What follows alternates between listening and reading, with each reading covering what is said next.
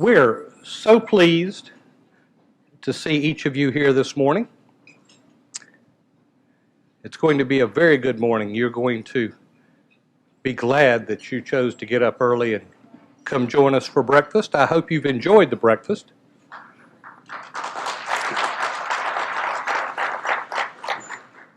For many of you, I've known you for years. For others, I'm just meeting this morning. For those who I do not know, I'm Mike Pretty. I'm fortunate to be serving as chairman of the Public School Forum of North Carolina. And on behalf of the forum, we're pleased to have this opportunity to share with you what we think are some of the most important issues that are facing the state of North Carolina, its people, its children, and its schools. I know why you're here, but let me tell you, I picked up that glib from last night if you were watching TV. You care about public education, you care about our children, you care about our future. We know that the history of this state is very closely tied to its public schools. I believe I see Catherine Joyce in the audience. Yesterday, she and her NCASA organization promoted the 175th anniversary of our first public school in North Carolina. It was in Rockingham County. What an accomplishment. And we stayed open during the Depression, too, if you remember that. We have a long history of believing in the value of public education. We also have a long history of thinking about public education in different ways. Not everyone in here looks at public education the way I do. I was a school superintendent, among other things. There are a number of school superintendents in here. We think about how we can be sure that every classroom has the best possible teacher and the children are coming to school ready to learn and leave school having learned. But depending on your role, you think about it differently. Well, we all think about it, and that's what's important. We also generally agree on lots of things, but we generally disagree on lots of things, and that's why we're here. Today, you're going to hear about the Public School Forum's intent to create this conversation among our three main constituencies: government, educators, and the business community, as we attempt to bring some common understanding of what needs to be done and how to do that. This first annual Eggs and Issues breakfast includes a report. It's on your table. If you do not have one, there are people at the entrances who can bring you one, so please raise your hand if you need a copy of the report. Otherwise, we're going to proceed. We're very proud to bring forward to you at this point our President and Executive Director, Keith Poston, and our Senior Policy and Programs Director, Joe Bleidinger. They're going to lead us through the top 10 issues. After that, we're going to have a panel discussion. And following that, our own Tom Campbell with NC Spin, everyone in North Carolina knows, is going to lead one of his sessions, which will be taped for airing at a later time. Tom, thank you for being a part of this and for helping promote public education in North Carolina by helping people understand the issues. Thank you. Enjoy. Move this up just a little bit. Thank you. Wow, what a great crowd. Thank you all for being here. Mike, thank you for the welcome and introduction. As Mike said, I'm Keith Poston. I'm the President and Executive Director of the Public School Forum. It's a role I assumed 1 year ago, this week, as a matter of fact. So it's been quite a year, lots to do, lots of exciting things happening, but we're really excited about this event and for kicking off the new year. About 20 years ago or so, the Public School Forum published its first annual forecast called 10 to Watch. These were the issues or events that we forecast would have the most significant impact on education in the coming year. This year, we decided to build on that concept with a new top 10 education issues for 2015. What it really is for us is a combination of the issues that we believe will be the top issues in 2015, but also the issues we believe should be the top issues in 2015. You have the full publication, hot off the presses, as of Monday on your table. For each issue that Joe and I are going to go through, the report contains much more information, including background information. So without further ado, our top 10 issues for 2015. All right. Number one is build a principled path on teacher compensation. Yes, I think that illustration is quite true. Our teachers don't become teachers for the money. Thankfully, for most teachers, it's a passion, a calling, if you will. I hope some of you saw the article that I wrote about life-shaping teachers that was in the News and Observer yesterday. I actually submitted that column a couple weeks ago, and I began by calling out the names of several teachers who had had a profound impact on me, who believed in me, and I'm honored and thrilled, and I will try not to choke up, that one of those teachers is actually here today, Mrs. Reinhardt, Violet Reinhardt.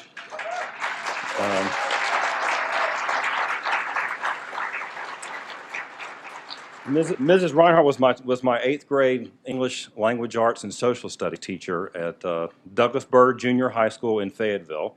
She actually then moved to Wake County and retired, I believe, 30 years in the classroom. So thank you for being here. She actually also brought something for me, which I won't talk about. It's a project that I submitted in April of 1981. I think I did all right on it. So. It must have been good enough she kept it for 40 years. So. All right, so last year, teacher pay was one of the biggest issues in North Carolina. I mean, in fact, so big it became one of the top issues in our North Carolina Senate race. It also became the most significant legislative action on education in the session last year. Now, to talk about teacher pay, and now we'll get a little bit of stats here. These are in your book, too. You have to understand where we've been. Before last year's raises, which were significant and important, North Carolina's average teacher salary ranked 47th nationally. In 2003, we were 22nd in the country. Now, worse than that, the average salary actually declined from 1999 to 2013 by 14.7%. I mean, basically, you had higher paid veteran teachers who were retiring and leaving, being replaced by teachers who were coming in with low salaries that were frozen for several years. That 14% drop put us 50th in the country. And we're the education state, and that's what we're known for. But we were 50th over that period of time. I show this primarily to determine just how long we have neglected teacher pay. This is not something that happened overnight. It didn't happen in the last 4 years. So it's going to take a sustained, multi-pronged approach to get to where we need to be to attract and retain the very best teachers. So where should we go from here? We've got some thoughts. Developing highly paid opportunities for teachers to advance in their careers without leaving the classroom. There are some promising ideas for districts to design new roles for teachers and increased pay for expanded roles. There's some good work that Public Impact is doing in Charlotte with its opportunity culture model, and that's just one, but there's lots of good ideas.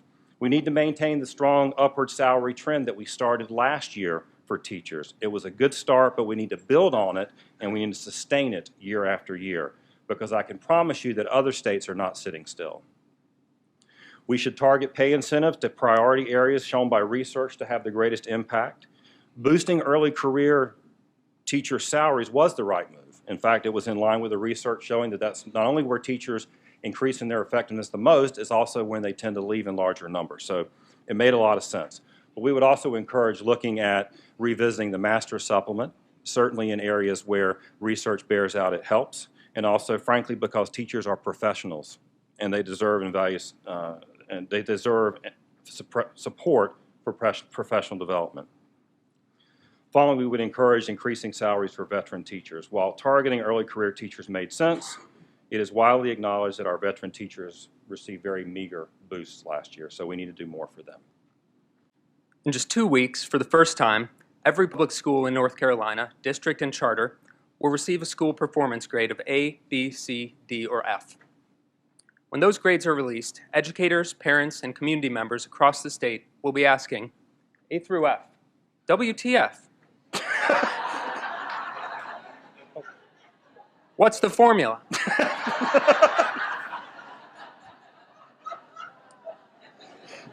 This year, school achievement will count for 4/5 of the typical school's performance grade. The achievement score is based on the percentage of students proficient on end-of-grade and end-of-course tests, graduation rate, and college and workforce readiness measures. School growth, improvement on the same factors from one year to the next, will account for the remaining 20%. North Carolina is one of 15 states nationally and one of 8 states in the Southeast to have adopted A to F grading systems. At the forum, we've examined the grading systems in many of these other states and analyzed the types of schools most likely to be unfairly typed in our current grading scheme. In particular, those that have experienced high growth but low achievement. Based on our analysis, we've come up with several recommendations. First and foremost, we recommend that state leaders reevaluate the weights assigned to achievement and growth. Our current weights are lacking because they place the most emphasis on achievement, a factor over which schools may have less control, and de-emphasize growth, a direct measure of how much schools have helped students over the course of a year. A proposal last year in the North Carolina House of Representatives would have flipped the weights to 80% growth and 20% achievement. Other states have used 50-50 splits. We also recommend that state leaders examine the possibility of including other factors. Virginia, for example, bases 25% of a school's grade on growth among its lowest performing students. Our final recommendation pertains to the use of A through F grades. Other states, Florida and others, school grades are used in part to direct resources to the lowest performing schools. What might that look like in North Carolina? Well, it could involve increased funding, but it might also involve staffing initiatives designed to incent excellent teachers to teach at low-performing schools. Or state initiatives might grant increased autonomy or provide other inducements to strong leaders to go to those schools and to empower them in their turnaround efforts. Number 3, maintain high standards. You can read this as, no offense, but by the time we're in the job market, won't that stuff be obsolete? That's the multiplication tables. Now, let's start out. I think there are 2 things I think we can all agree on. I think math is going to be relevant. I think that's one. But the 2 things I think of are that students are going to be entering a world and a workplace that demands higher skills than ever before. And we can agree on that. I also think that most people would agree we need to be teaching our students to the highest and most rigorous standards possible to meet those challenges so they can be successful regardless of what they choose to do with their life. Now, the debate over Common Core and academic standards became a very hot issue last year and remains one into 2015. In fact, Andre Peak is sitting here smiling in front of me. Andre is the co-chairman of the North Carolina Academic Standards Review Commission. He'll be on the panel later. But there's a lot of passion on this issue. There are supporters that maintain that the standards are rigorous academic guidelines. They emphasize critical thinking skills and enable comparison across states. Opposition to the current standards concerns may be that they dictate curriculum, that it represents a federal overreach, because certainly the Obama administration supported Common Core, prioritized adoption of Common Core in the Race to the Top program, supported the consortia with the tests behind it that have been designed in the assessment.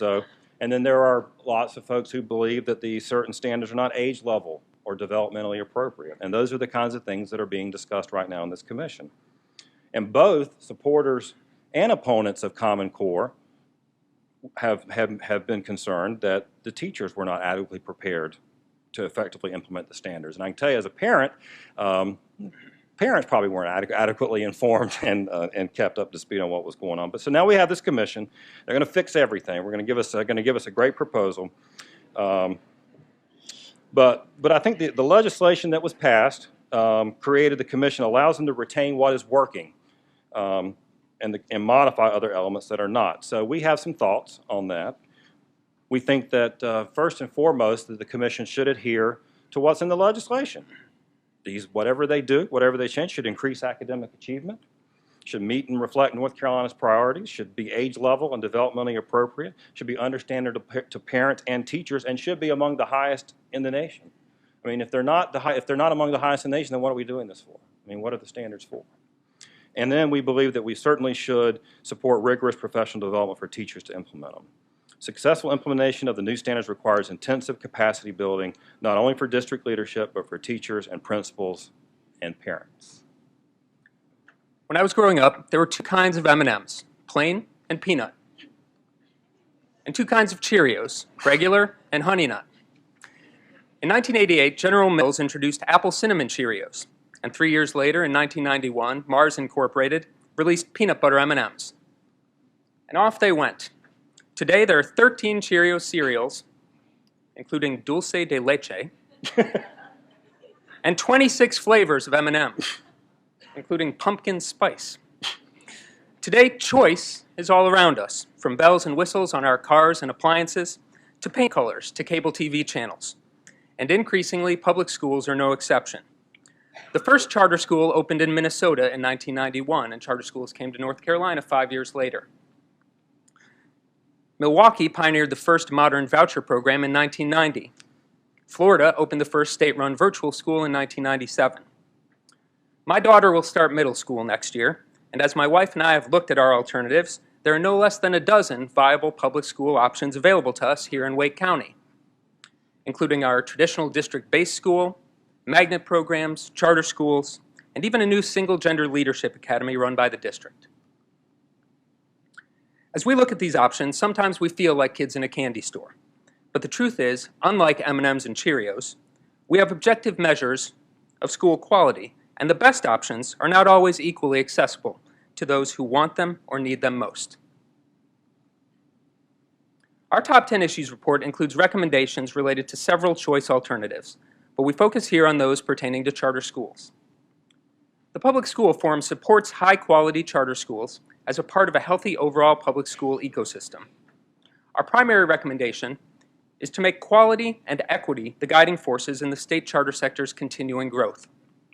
Many of North Carolina's charter schools are performing at high levels, and several are doing this while serving the most challenging students. But many others are underperforming, and by and large, those schools are not being held accountable for their failures.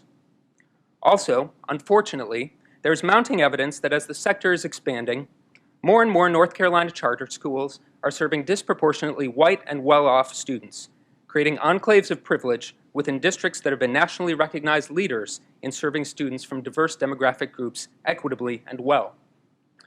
We recommend swift closure of persistently low-performing charter schools, and at the other end of the spectrum, incentives for consistently high-performing charter schools to expand to serve more students. We also recommend that state and local leaders support the sharing of promising practices among charter and district schools, and encourage charter district partnerships, particularly in areas that have historically generated tension, like food service and transportation. And finally, we recommend improving charter school funding to help those schools meet their operational challenges and keep their focus on meeting students' academic needs well. Number 5, expand opportunities to learn anytime, any place, at any pace. I love Calvin and Hobbes. I had to find at least one. This is Calvin at the beginning of the summer feeling his brain beginning to atrophy from being out of school. Now, my colleague Del Ruff, who's sitting over here, leads our North Carolina Center for After School Programs. He calls after school the second shift of education, which I kind of like, because I think he's on to something. I mean, Del was a classroom teacher, and like me, he's also a dad. And we know from our own kids that sometimes the experiences and the passion and the excitement about learning new things happens outside the confines of a traditional classroom. When kids are exposed to all sorts of subjects, can try new things without so much structure, and frankly sometimes and without a high stakes test tied to it. So that's why we included expanded learning on our top 10, because we strongly believe in the educational value of it, and everything from boosting grade level reading on one end to advanced robotics and biomedical engineering on the other, to really inspire and excite and engage kids. We're fortunate to have so many organizations in North Carolina that promote informal learning, from our wonderful science museums across the state, from groups like Communities in Schools, Girl Scouts, YMCAs, Boys and Girls Clubs. The General Assembly last year allocated $5 million to award, through a competitive grant process, innovative programs that raise academic achievement in the after-school and expanded learning space. Let's make that just a start. So some thoughts. We should ensure that all children and youth have access to quality expanded learning opportunities. Our rural areas, for example, have difficulty accessing cultural and community resources like the science museums that I mentioned earlier, in part because of scarce public transportation. So certainly that we would hope that the state and private funders would support expanded learning in those communities. We would encourage increasing innovation in the competitive grants process for after-school programs. The state should continue to support the grant program, but add flexibility to ensure that the grant funds are available to any innovative school program, whether or not they have established relationships with school districts. The City of Charlotte, for example, recently allocated $2 million in competitive grant dollars for innovative after-school programs. So there's a lot of exciting things happening. And finally, we should create and publicize expanded learning career paths to fully take advantage of the second shift of education. And I said finally, but there's actually one more. Provide access to quality data collection. We love data at the Public School Forum, and it would be terrific if there was an opportunity to use a data collection tool similar to Homebase for expanded learning, again, so that we can tie more into what the kids are doing in school with what they're doing out of school. A growing number of teachers will be needed in North Carolina over the coming years due to three major factors: a growing student population, looming retirements of large number of teachers, and teacher turnover. North Carolina's student population is growing and changing. Urban areas are growing most annually, and an estimated 15,000 to 20,000 new students are expected to enroll every year for the foreseeable future. At the same time, a large number of baby boomers are approaching retirement age. As an entire generation of teachers prepares to leave the profession, our state faces a severe impending teacher shortage. Finally, more than 13,500 teachers left their districts in 2013-14, resulting in an overall state turnover rate of 14.1%, down slightly from the previous year, but still part of a significant upwards trend over the past 5 years. And while these three factors reflect an increasing demand for teachers, the supply of new teachers has been dropping precipitously for the past several years, and the recently released 2014 numbers show this disturbing trend continuing. Salary is significant, but it is not the only factor in demonstrating to teachers that the state values them as professionals. Other professions offer high performers opportunities for advancement and growth. In education, too often, the only opportunities teachers have to advance require them to leave the classroom. The new career paths Keith mentioned earlier are one way to keep teachers in the classroom and to pay excellent teachers more and reward them for their impact on student learning. Existing offerings are not incentivizing enough high school graduates to pursue teaching, particularly in high-need fields and hard-to-staff schools. State leaders should expand funding for proven and promising teacher pipeline programs, and should consider creating new targeted scholarship programs that fund undergraduate and graduate education in exchange for commitments to teach in North Carolina. We also encourage state leaders, funders, and leaders of existing teacher preparation programs to help these programs support teachers after they graduate and as they begin their teaching careers. New teachers need the support and guidance of experienced teachers and other professional mentors as they begin their professional careers in the classroom. Manage student enrollment growth, number 7. Now, North Carolina is one of the fastest growing states. Yeah, this looks a little bit like enormous growth welcoming some new students today. We're 6th in population growth from 2000 to 2010. The state's population increased 18.5%, double the national growth rate, and we're expected to gain about 1 million residents each decade through 2040. With that increase, obviously the number of students that we're serving are also increasing. We've seen 140,000 new students join the public school classrooms in the last 10 years.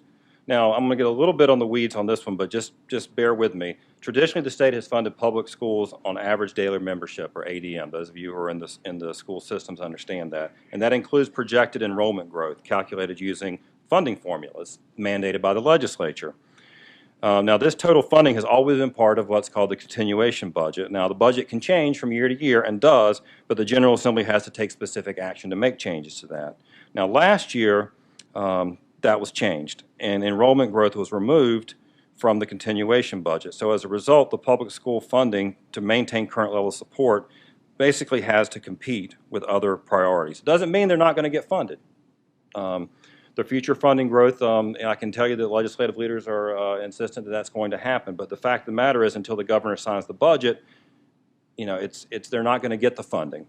They must start in the schools that start in the summer may not know whether the funding for the teachers has. So we would encourage to restore student growth funding to the base budget, release funding to the districts in a timely fashion, and continually to increase per pupil spending.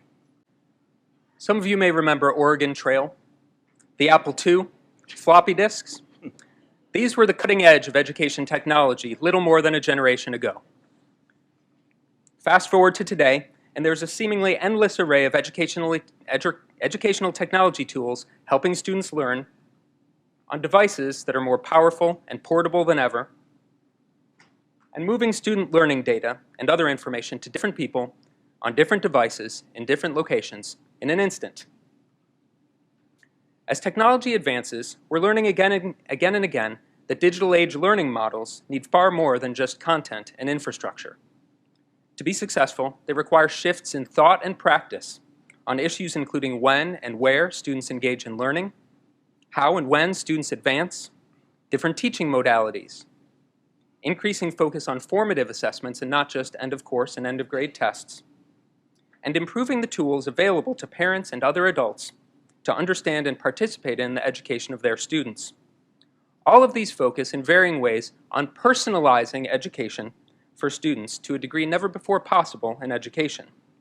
The state has enlisted the Friday Institute for Educational Innovation at NC State to develop the North Carolina Digital Learning Plan, a comprehensive effort to envision and prepare for the transition to digital age education. At the forum, we are excited about the Friday Institute's work and the priorities outlined in their presentations and publications on the Digital Learning Plan to date, as well as those in the State Board of Education's strategic plan related to technology and digital learning. In line with those priorities, we recommend that the state continue exploring strategies to move away from seat time and toward competency-based, personalized learning.